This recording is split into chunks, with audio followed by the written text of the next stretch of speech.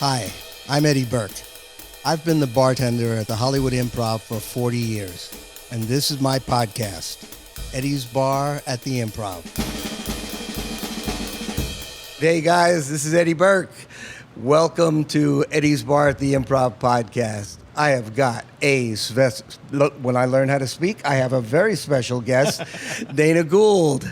Welcome, Dana. How are you, Ed? I'm good. Thank you so much. A few times I've been here during the day. It's quite interesting. You can actually see the walls. Yeah. You can see the fact that occasionally we clean. Yeah, I was going to say, you can see a lot more of the stains. Oh, yeah. Listen, everybody goes, it's kind of like me coming out from behind the bar and people go, I didn't know you had legs. I thought you just went back and forth. Yeah.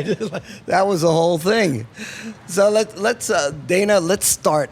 This is your life. Oh God, what a terrible idea. I know. What the heck? I got time to kill. I have an episode here. When did you start doing stand-up? Well, I started 2 weeks out of high school. I was 17, and I knew I wanted to be a stand-up from about the age of 14, and that was at the peak of the original Saturday Night Live and... In the 80s, obviously. Yeah, late 70s. Okay. Steve Martin, the original Saturday Night Live.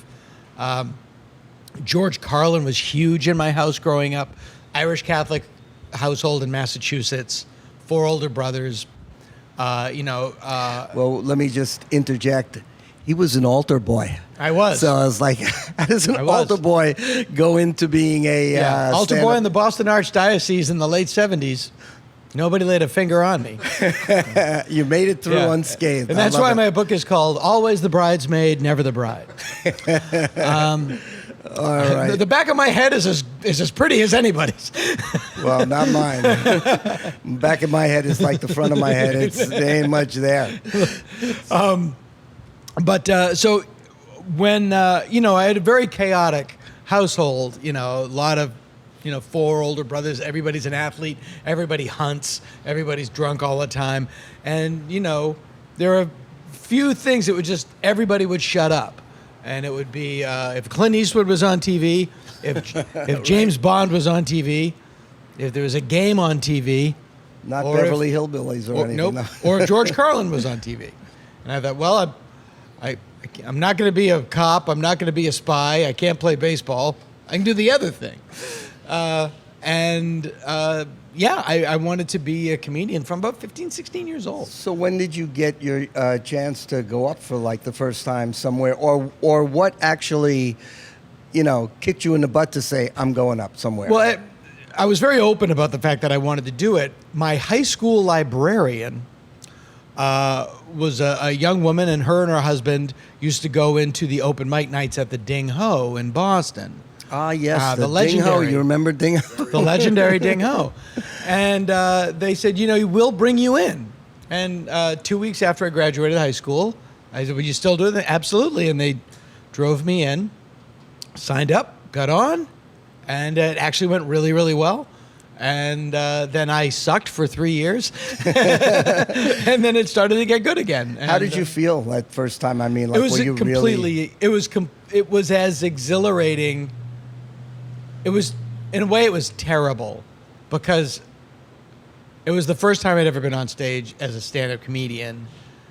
I was 17, and I really had an amazing set. I really destroyed. Mm-hmm. And it set a very false standard of what my life was going to be like. And then I did it again like 2 weeks later, and it was a disaster.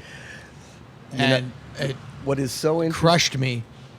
What is so interesting about that is that I'm sure a lot of people have experienced the same thing. My son did stand up for a very short period of time. And when he did it, he put on a show here with a couple of people, and great stage presence, wonderful, like people love him just because of the way he is on stage. Jokes, okay. They let him open for Ray Romano because he had nothing, believe it or not, it had nothing to do with me because I didn't tell them to do any of it than to get the show in. And I couldn't tell them, put somebody up that sucks or whatever. So they liked him and they put him up. Anyway, long story short, after opening for a Romano here for a day or two, and I think one other guy, I forget who, might have been Pablo Francisco. Anyway, he comes up to me and he goes like, well, what do I do now? I said, well, it's called open mic.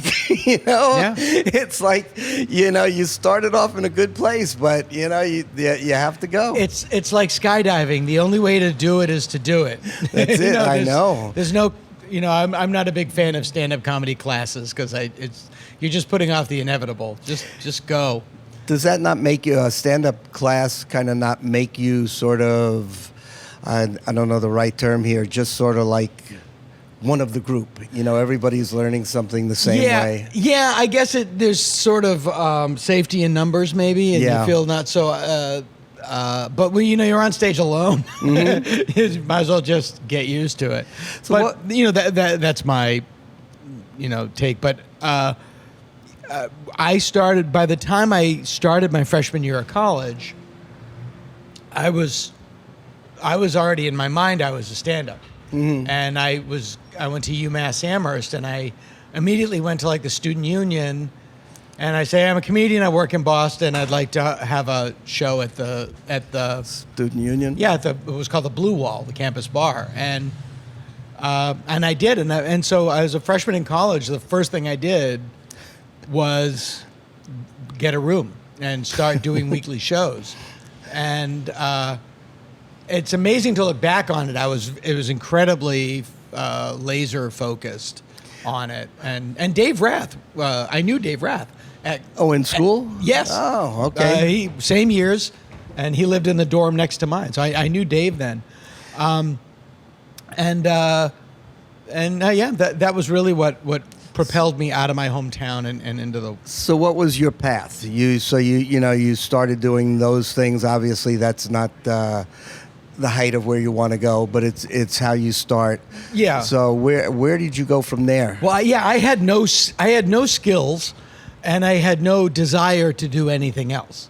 And isn't that an MO for all comics? Well, yeah, and it was great also because my parents, they didn't go to college. My dad was a bartender, and my mom was a housewife, and they were like, my dad was like, when you're 18, I don't know, join the army. And I didn't want to join the army. Yeah, I was like, have we met? Yeah. You and I? Well. Yeah.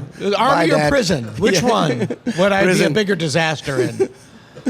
And so it was like I had no choice. There was the only way out was my approach to life was the only way out is through. I just have to keep going. And I like because of that, as somebody said, you know who this was? It was Frank Black, the lead singer of the Pixies. His father said, if you have a plan B, you don't have a plan. Yes, I love that. Yeah. I love that. Yeah, and I'm sure he didn't come up with it, but that's where I heard it. Right, I've heard that too. Yeah, and I thought, yeah, okay. And so I just kept going, and then eventually I only went to college as long as I had scholarships. After 2 years, those dried up. My dad was a bartender. He was not helping. So I moved into Boston. I got a day job at the MIT bookstore. And I was just doing open mics every night, and that's where I met all the people that I'm still friends with. Tom Kenny, who's now the voice of SpongeBob SquarePants, Bobcat Goldthwait, Brian Kiley, who's a writer on Conan. A lot of my lifelong comedy friends I met there, and this was right at the beginning of the comedy boom. You do a lot of voices. One thing I wanted to ask you about, because you're an actor, you're a writer, you're a producer, you're a voiceover artist. You do have all of these talents. When did you start doing the voiceover stuff? Well, I never pursued it. People came to me. Like I do whatever I do on stage. And I think the first real voiceover thing was in the mid '90s when I was really hot. You're still hot. Come on. But no, but I mean, like when I broke and I was new and I was, right. 26, and everybody wants to You know, Right. you're the new. When you can only be new once. When I was new, a video game company came to me and said, "We love you. We would love you to be the voice of this game called Gex," and it was a video game platform. And I did, and Gex did a lot of voices. This little gecko lizard, but they did like 3 games. I go on the road now. People still bring cartridges for me to sign. Like Oh, it was wow. in that world. It was a big deal. And then I ended up writing on The Simpsons after a very bizarre path. Yeah, a very For random like 7 path. years, right? Yeah, and you know, I would do little stuff here and there. And before that, I had a show on MTV that was basically Team America. It was marionettes, but it was Team America before Team America. And I was a voice on that. All of the opportunities that I've had, by and large, I got them because I made them happen. You know, I always had a very DIY approach to my career, not because Well, you have to. you really have do. to. Yeah, no one's gonna get. You know, I know a lot of super talented, funny people that pissed away a lot of time waiting for their success to be delivered. And Oh, yeah. yeah, Don't we all? Yeah. you cannot go that way. You've got to. Where do you get your voices from? Do you like see the character first and then develop from there? I mean, Yeah, usually 9 times out of 10, it's based on a real person, and it will. And then as it becomes and then as you see the character, it will grow into a third party. I had a TV show on IFC called Stand Against Evil. That's and the that you lead, wrote and produced. Yes, and the lead character, Stan Miller, was my father. It was just my father, and it was written as my dad, who is now he's 89. You know, I aged him down to about 77. But he was written as an old guy, basically on his chair, you know, getting up occasionally and commenting Riley and these adventures. But he wasn't an active participant in the running and jumping aspects of the show. Right. But I was fortunate enough to have John McGinley from Scrubs and all that stuff got the role. So I had to change it because John's very athletic and much younger character than I thought, than I envisioned. And John himself he's like an Irish boxer from the 1800s. I find that the voice aspect so interesting because like you guys that do this are like, you know, like where does that come from? It's kind of like, you know, like you said, you base it on real characters. Yeah. I imagine a lot of people do.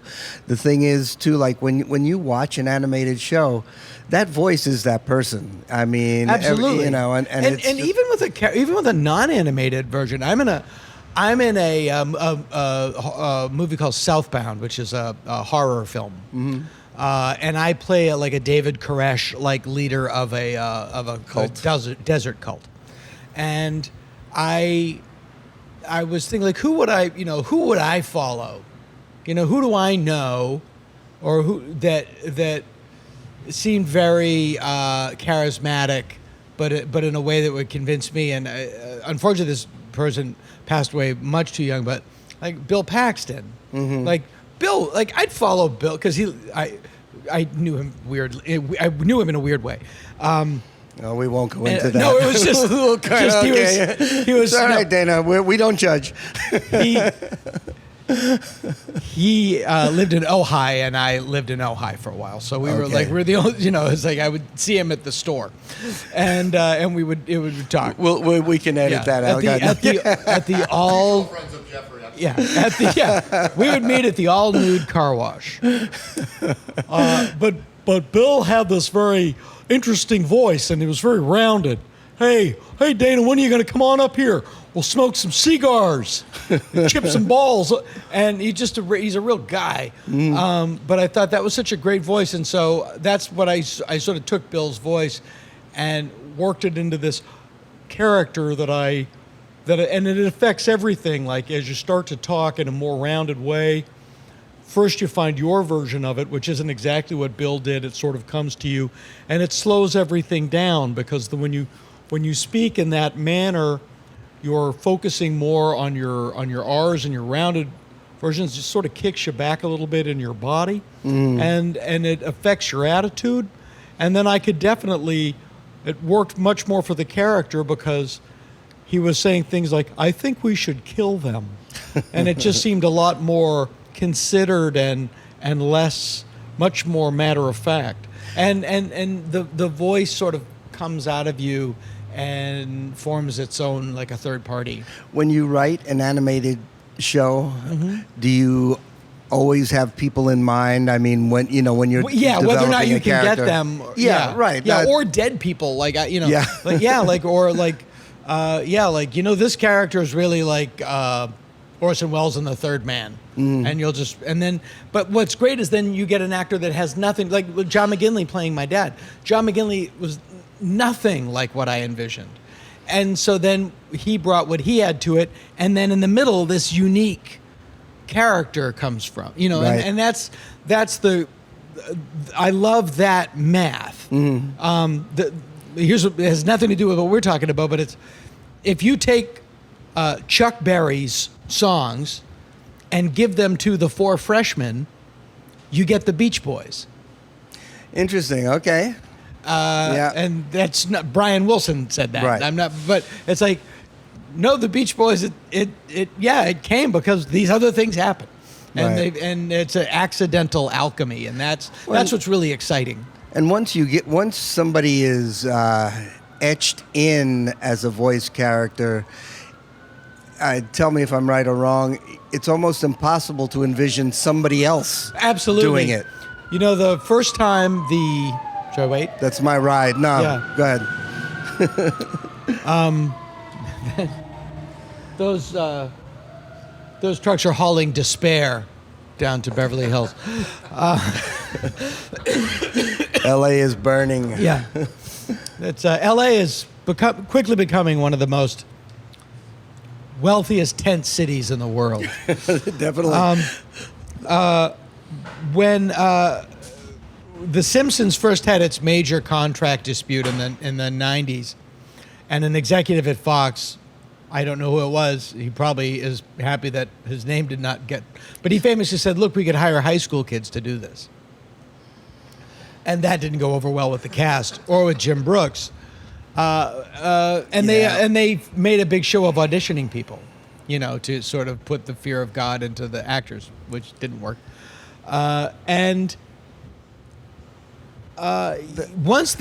it's said, it can't be anyone else, because there's more going on than just the voice. You really are imbuing that character with his humanity, his or her humanity. Like Dan Castellaneta, Homer Simpson is there, but that character that people love, that's not on the page. Right. That's a combination of that and Dan. And him. Yeah. And I've seen Dan take stuff that what wasn't even intended to be funny, or was like a 2 or a 3, and make it a 12. Yeah. And to watch Dan do that, like his physicality changes. The Homer that Dan is playing looks nothing like Homer Simpson. But Right. where Dan goes to get that character is really interesting. And the Homer has evolved. The original Homer Simpson on the Tracy Ullman shorts sounded like Walter Matthau. Hey, boy. Oh, that's right. Yeah. And Okay. then over time, Dan started to stand up a little straighter, and a lot of the voice came from behind the lower lip, and that's how Homer. It just developed in a very bizarre, organic way. Yeah. Evolved. Yeah. Yeah. It's like I said.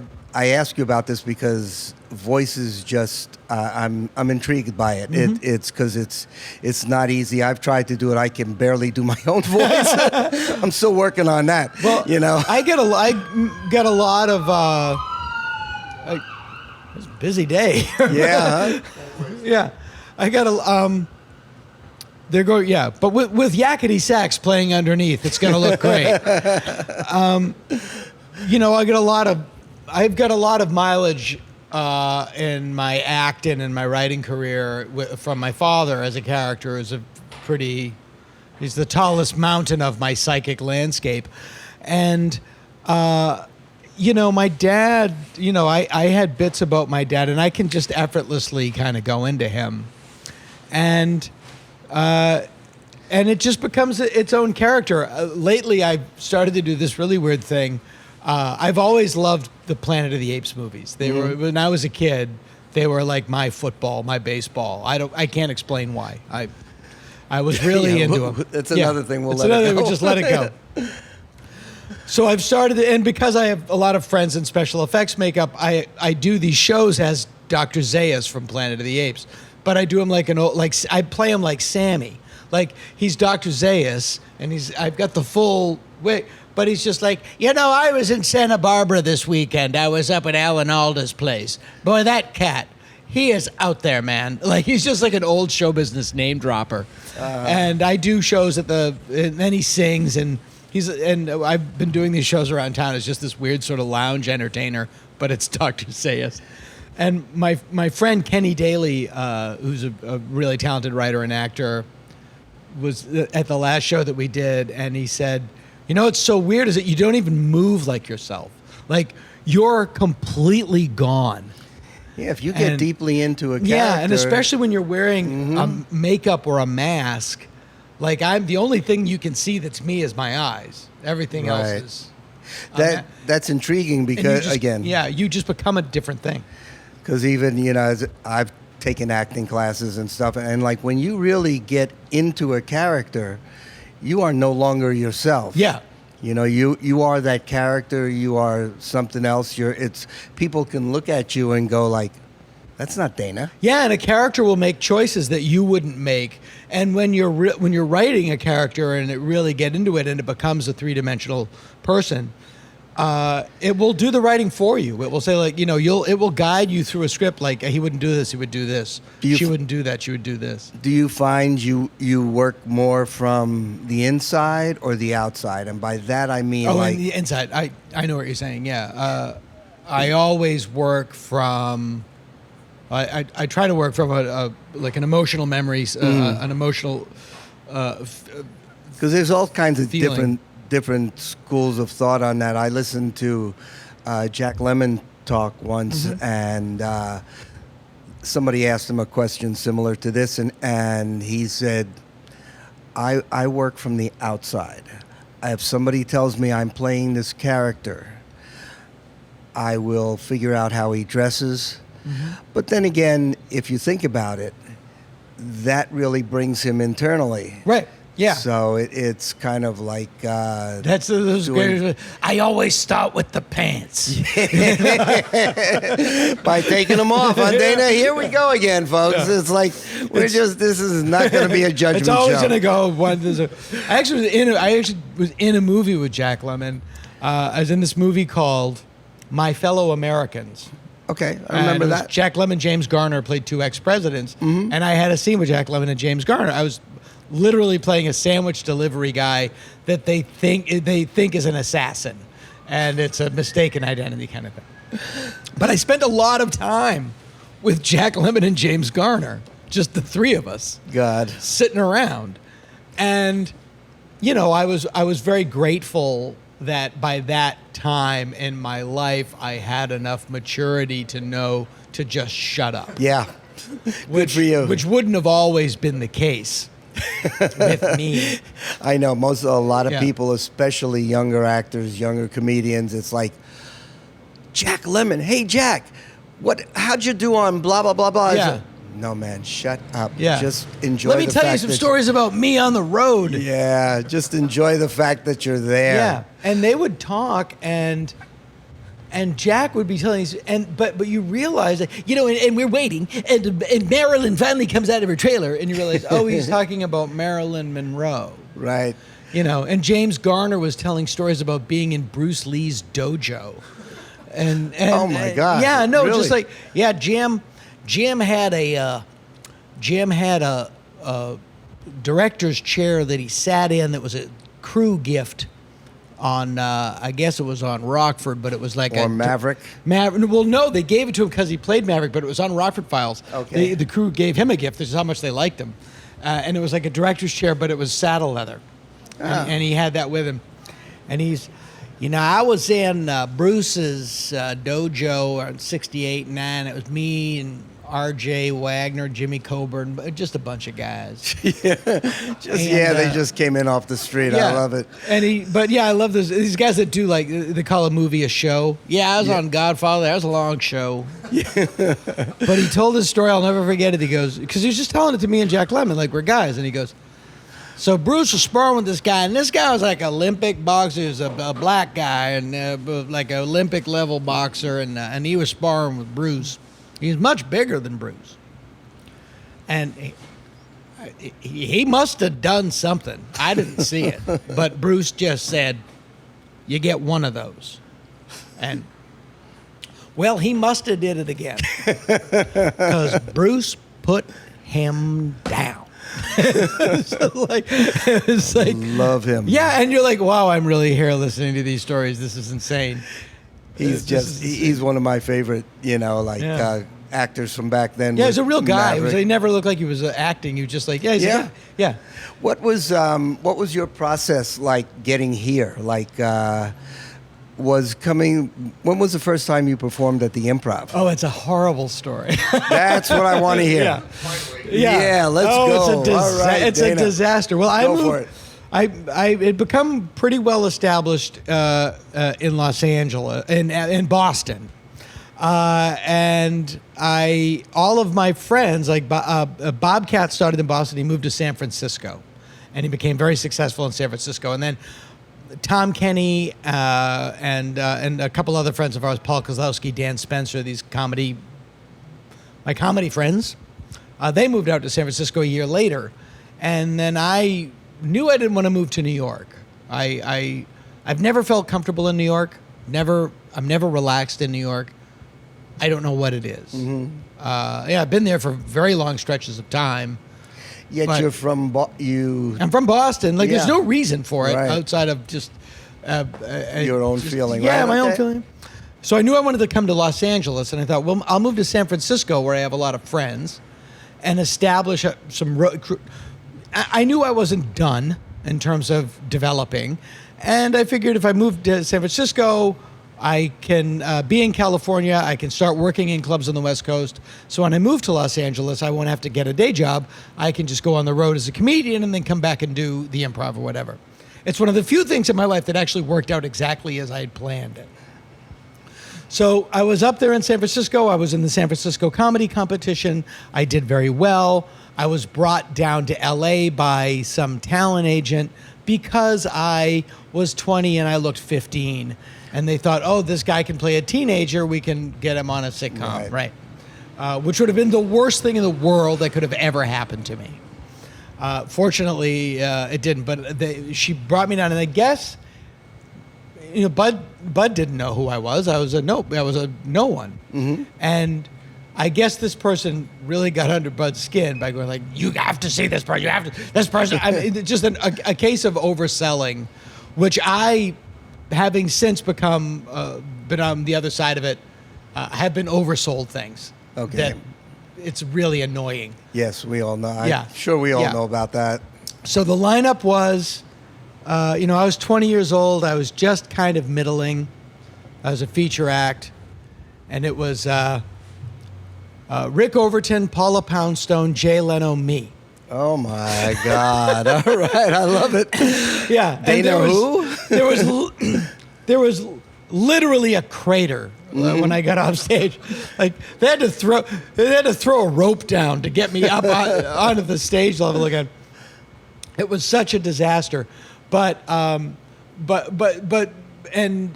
his credit, Bud watched, and he did say, he said it was very funny, and he's always been great to me. He was always great to me, and he let you continue on. He did, yeah. Well, I owe. Yes, he did, and I really owe everything I have. By the time I was ready to move to LA, I owe everything to our friend Kevin Rooney, who really took me under his wing.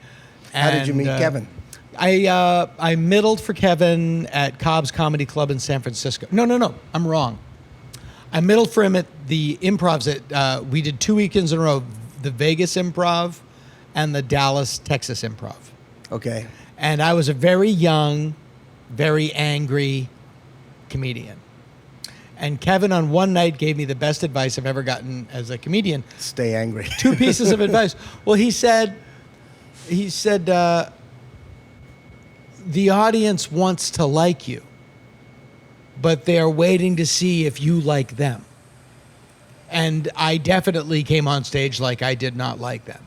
Right. And then he said, you know, I was a punk rock fan. I mean, I was like a raw tooth nerve, you know, of a person. I was an exposed tooth nerve of a human being. And then he said, you know, the audience wants to like. After he said that, he said, and it's a show. It's a show. No matter what your attitude is towards the art of stand-up comedy and what you want to say, it's a show. People have paid babysitters. They've paid to park. They've paid to get in. They're paying for drinks. And it's a show. And I was a better comedian the next show.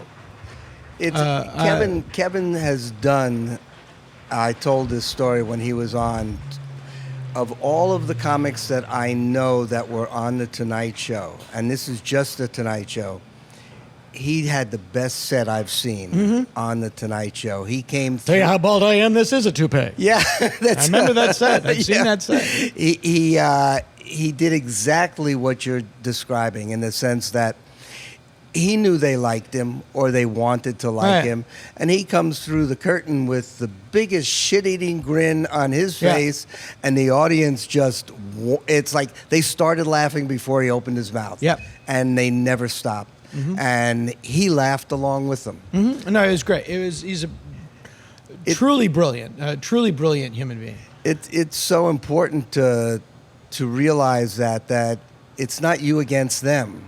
They're there to have a good time and like you, like he said. And that applies to so much of life and show business. I've had to relearn that lesson in different venues. You know, as Kevin gave me great advice about auditioning as an actor, which is that Kevin's advice was, auditioning is your job. Right. Acting is the reward you get occasionally for doing your job. And then what I learned when I was on the other side of the table, when I was auditioning people for something that I was producing or had written, and it was the same lesson of the audience. The people behind the table, they want you to be the person. They are hoping, please do it. Right. Because then we can stop. You know, I was told that, I'll let you continue. No, that's it. That very same story by a casting director. A casting director, I forget what the circumstance was, said to me, actors don't understand. We are not there to weed them out. We want them to look good. We want them to be the part. Because if we've brought them in to read for the producers and they are horrible, then we haven't done our job. Right. And we're terrible. We want you to do good. We're not. It's not us against you. Yeah. So and they've never seen you before. They're like, oh, Right. please be the person, and that I can stop this terrible process. Right. Of having them just And auditioning children is just like, you have to take a rape shower after those days, boy.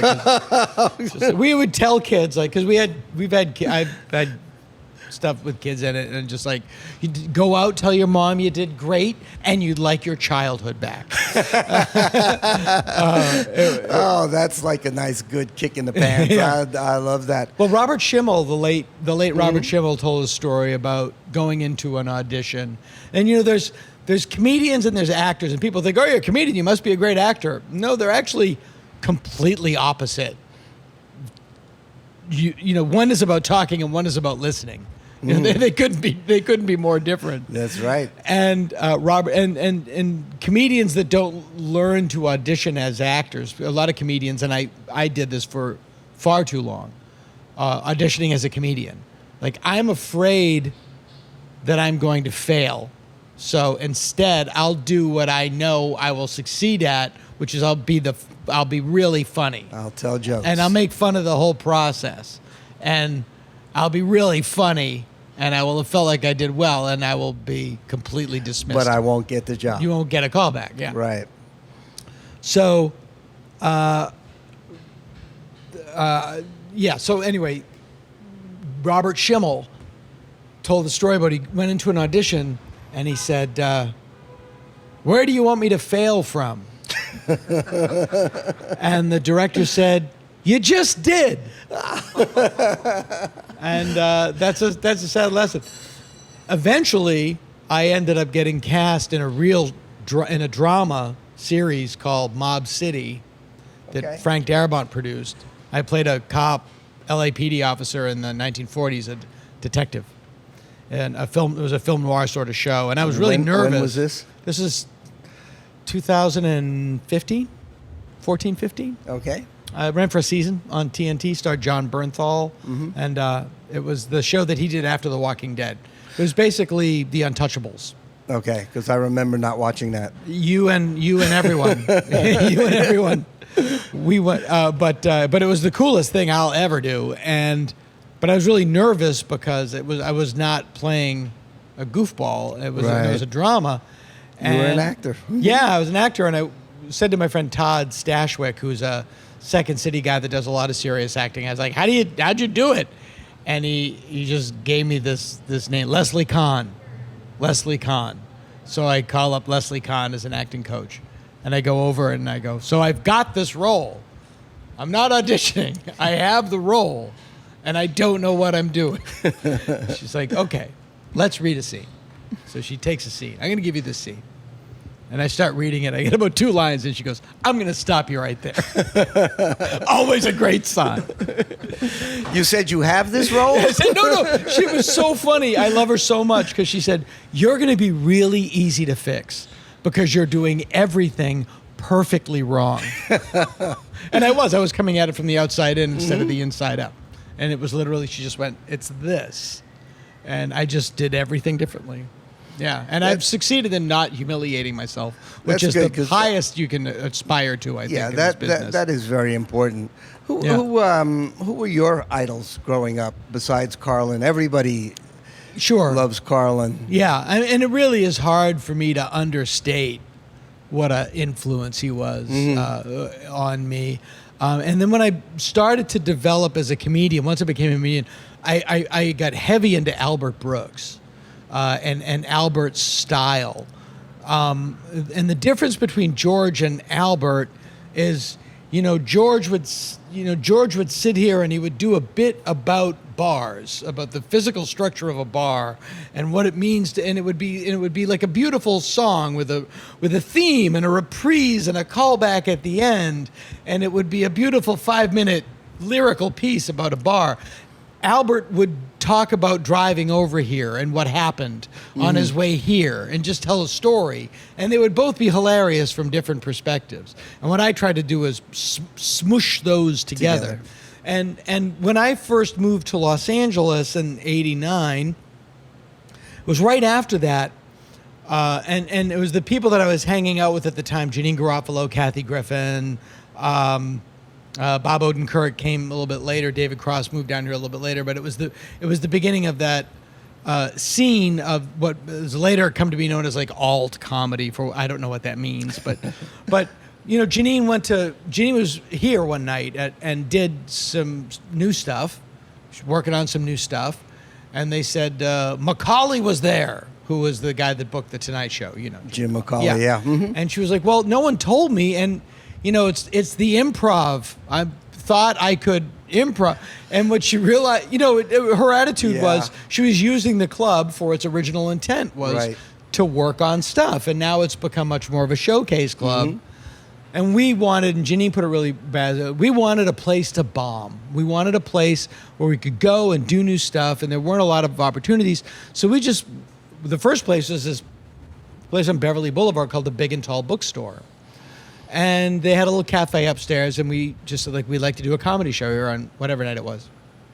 And we had a rule which was you couldn't do anything you'd done on stage. It had to be new stuff, all of it.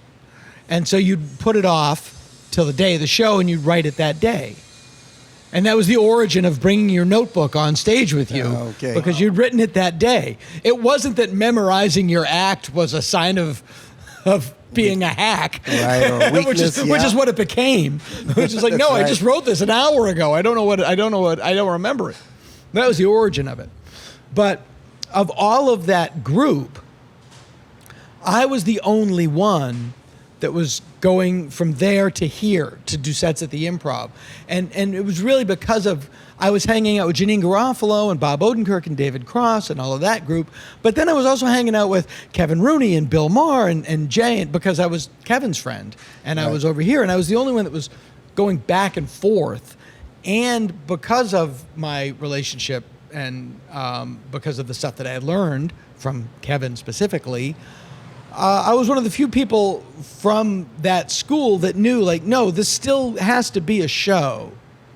You know, you can't do 10 minutes on your audition right. anywhere but here. You can do it here, but if you take this stuff on the road, you're going to be destroyed.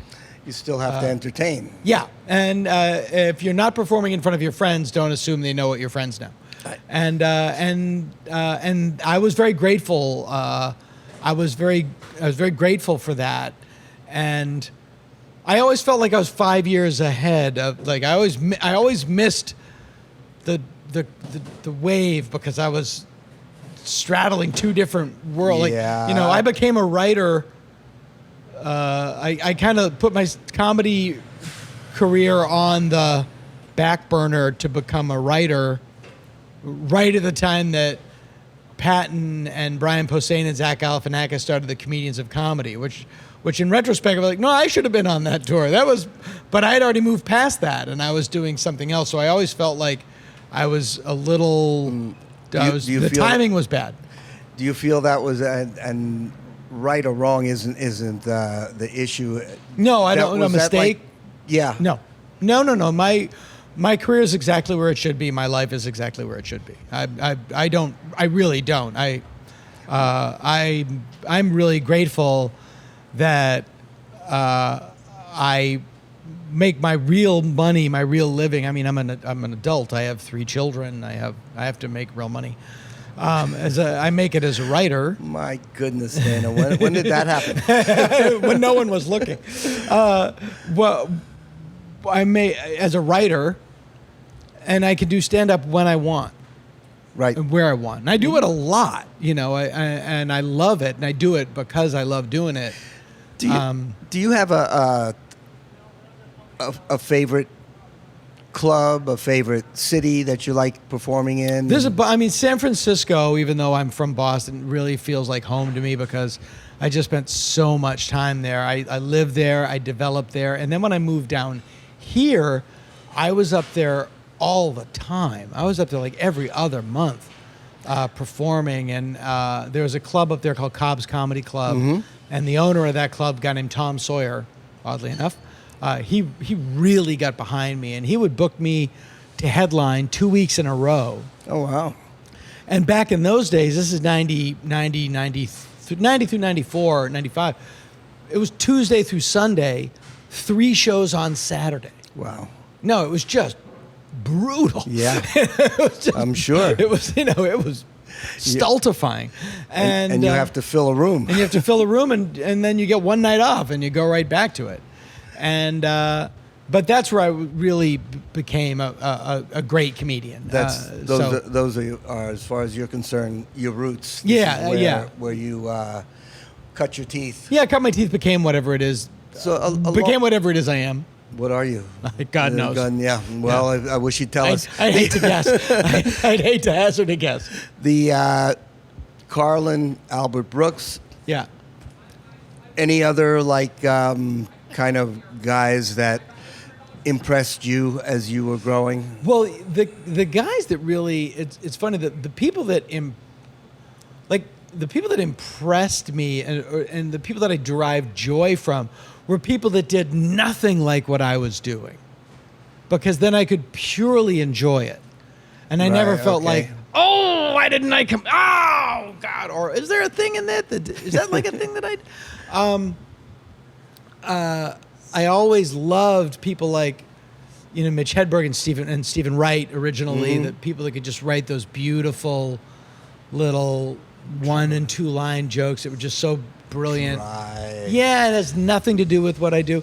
And I love people with Carol. Like, I was a huge Pee Wee Herman fan. Like, anybody that would create this something that was completely apart from who they were. And that it was just like Paul Rubens is a guy, and he goes around and lives his life, and then he puts on the suit and he fixes his hair, and he's this totally different character. Like, I always loved that. And it would have been so interesting to have your career be about a different person. Yeah. And to have it nothing to do with you really as a person.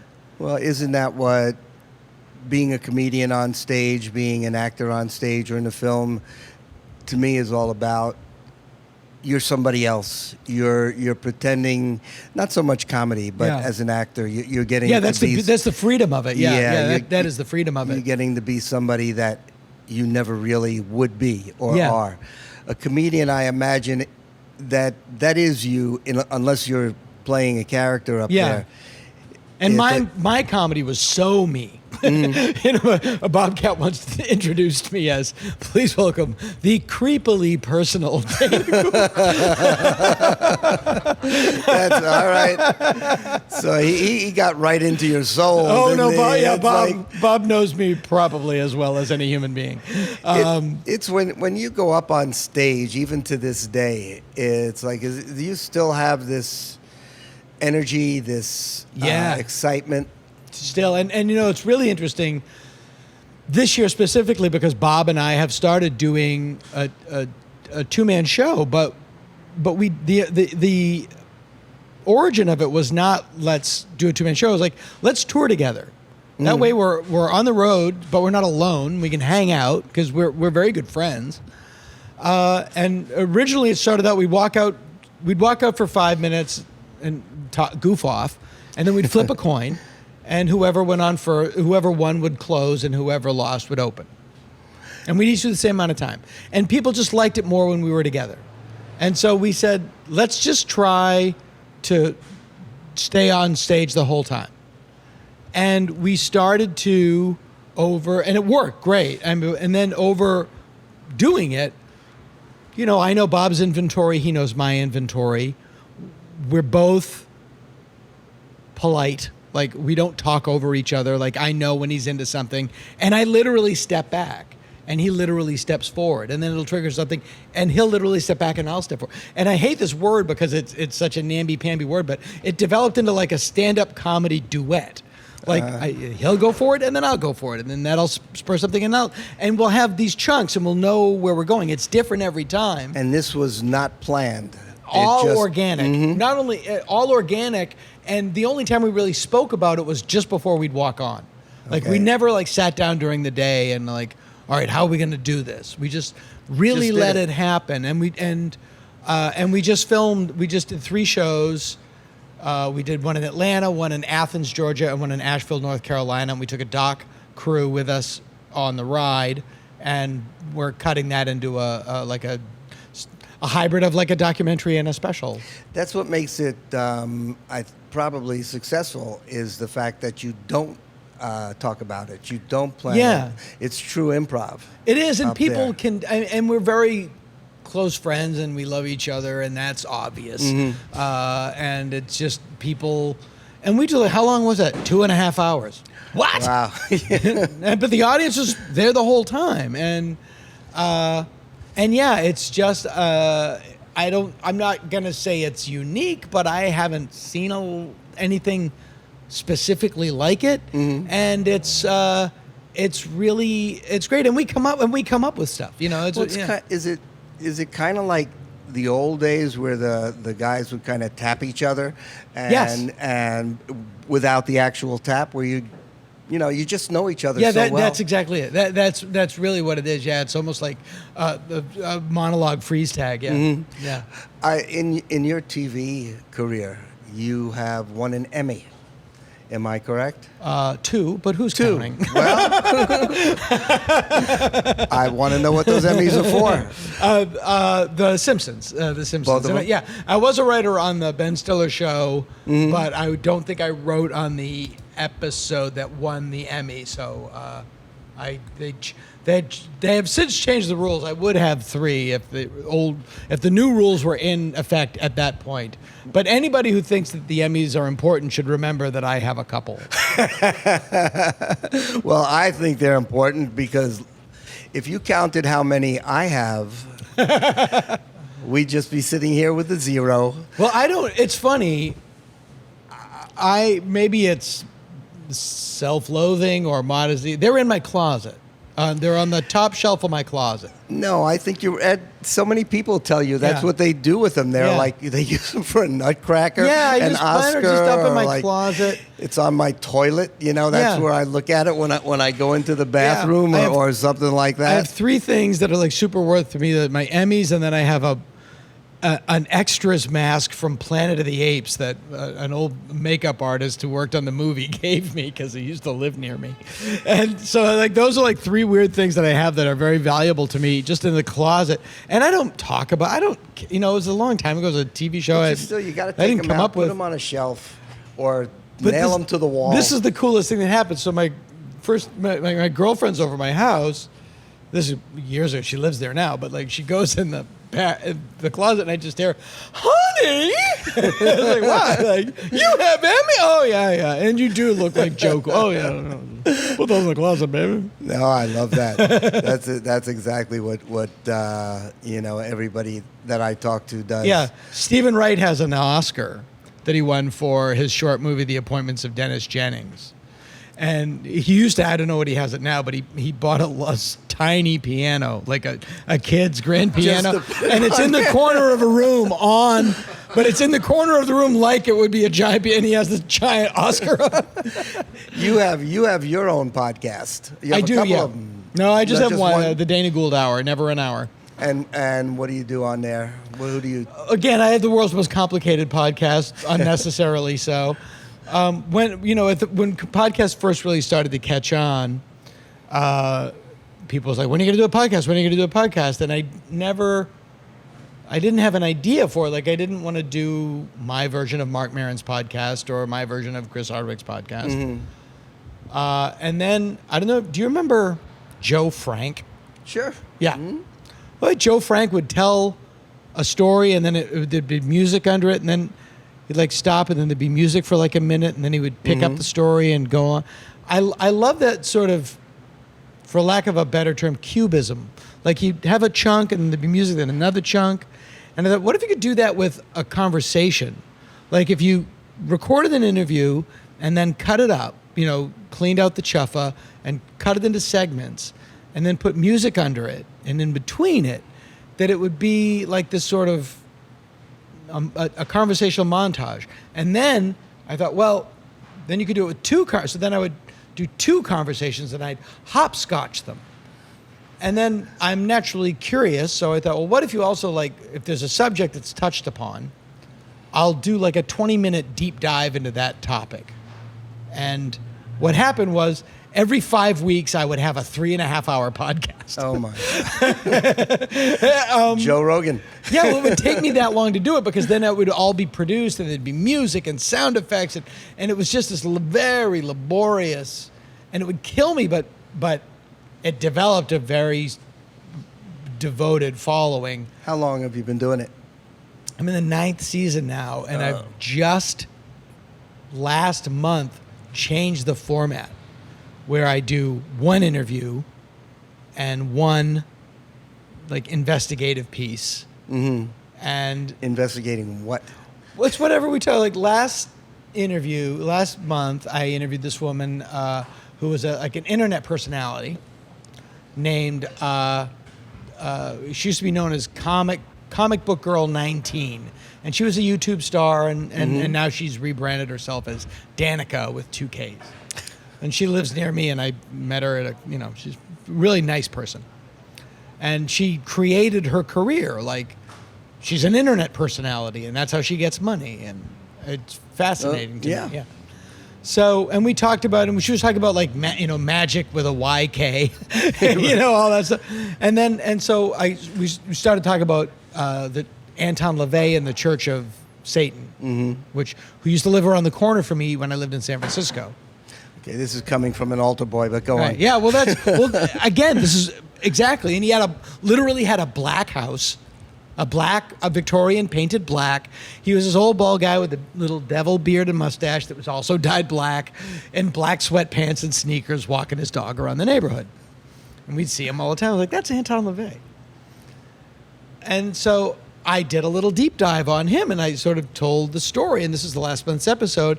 In the middle of it, there's like this, 7-minute, 10-minute segment about who Anton LaVey is and how the Church of Satan came about and things that you don't know.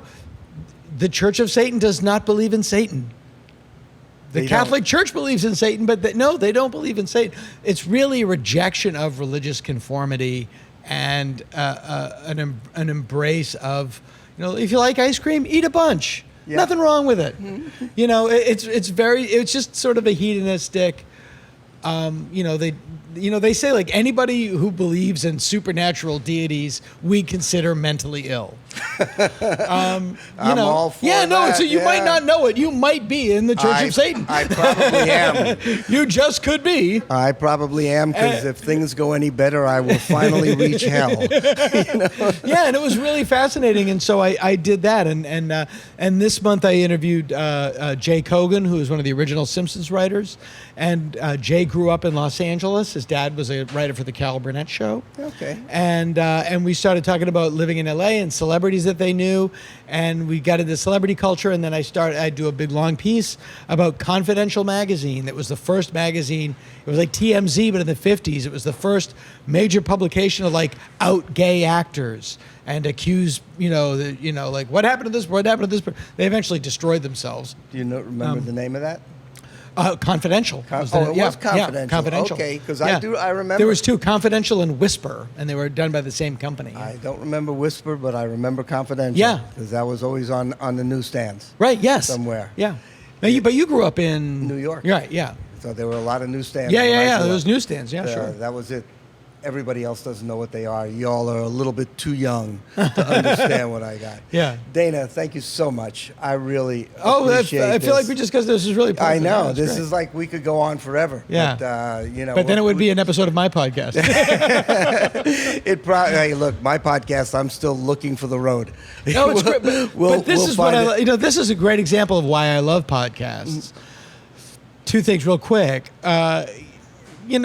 I love the DIY aspect of it, and that you will reach an audience, and you develop your own audience, and that you don't know where it's going to go, and it wanders, and that's really that's what pleasant to listen to. Thank you, and that's what I enjoy about it, is that even though theoretically it is started off as like talking with people in the business about the oral history of theoretically the improv and your career, that we can go in any direction. And in general there are no limits with podcasts. You just go.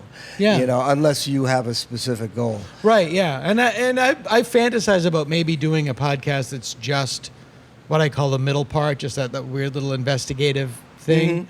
But but then they'd have to be longer, and that would have to be my job. In total. And that's a lot of work. I need to give you a little present before you go. And now who's weird? Yeah. Well, okay, we're not cutting the camera off of this. Yeah. But this is a collector's item. Uh-oh. And the collector's item is a T-shirt. Oh, okay, good. I thought it was. You were getting worried. No, I thought you had found one of my old 8x10s upstairs or something. I was gonna blow my brains out. Oh, perfect. This is a collector's item because I only made a certain amount. Oh, that's great. With Eddie's podcast. I love it. This is that's for you to wear when you do your podcast. Perfect. As I said, my dad was bartender, so I'm predisposed to the occupation.